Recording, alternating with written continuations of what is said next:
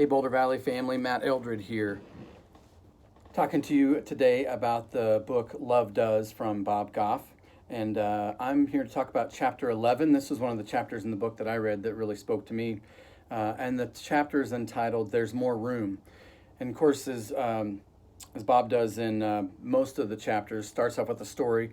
This is a story about him and a friend of his, Brandon, trying to sneak into the set of a major motion picture movie that was being filmed in Washington, D.C., called National Treasures Number 2. So the story goes, they see the signs, they go home and change, they come back, it's late at night, and they pretend that they're part of the filming crew, and they get on the set after going through checkpoints, coming up with a story about why they didn't have their badges, all of this to come to the point that they actually get on the set of National Treasures 2 and feel like they're not supposed to be where they are, and how are they going to get out of this? So they do their best to just make it up, pretend they're part of the filming crew, and then get out of there to be able to have the stories to tell to their family that they saw Nicolas Cage and they were on the set of National Treasures Part 2. But the point of the story is, as Bob tells about another story where he takes his family to Washington, D.C. often during the Easter egg hunt, and they don't ever get to go on the other side of the fence on the where the Rose Garden is and where they actually have the Easter egg hunt, but they're on the other side of the fence. And they have their own little Easter egg hunt, and the kids don't know any different. They just think it's an Easter egg hunt, they've gotten eggs, and they're a part of something really big.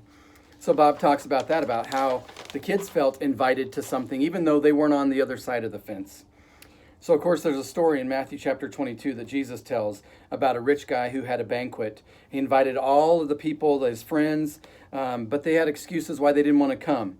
It was too busy, or I'm on a gluten-free diet, or whatever it was, the reason why they didn't come. And so the owner, the rich man, sends out other invitations to then people on the streets, maybe those folks that normally wouldn't get an invitation.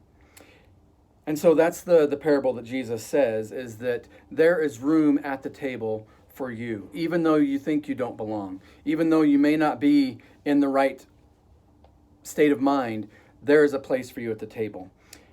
There's a place for you to get up every day. There is room in this world for you to exist, and not just to exist, but to be a blessing to others.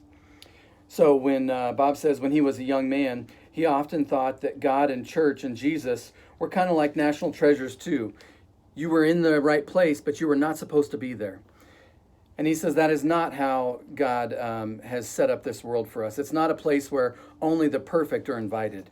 Everyone is invited to the table. And in fact, sometimes even the least that are invited are the ones that Jesus invites the most.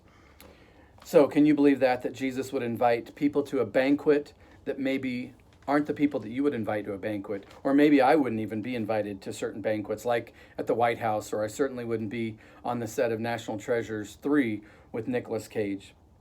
Simply put, Bob says, Jesus is looking for us to accept the invitation to participate.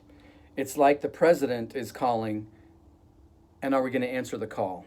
And yet we know that Jesus is far more important than a president or an actor or anyone else who might invite us to a special event like the Oscars or other things like that. Jesus is sending you an invitation too. In the sunrise in the morning, in the birds that you hear, in the smell of the coffee that's in your kitchen, God is inviting you to be a part of this world that he created. And maybe just today, he's inviting you to be a blessing to others, to let them know that they are a part of this world as well. So that's chapter 11. There is more room at the table. So hopefully that's a blessing to you today. And as Bob says, Jesus is leaning forward to you and whispering in your ear, there's more room. You're invited. Come to the table. Have a great day.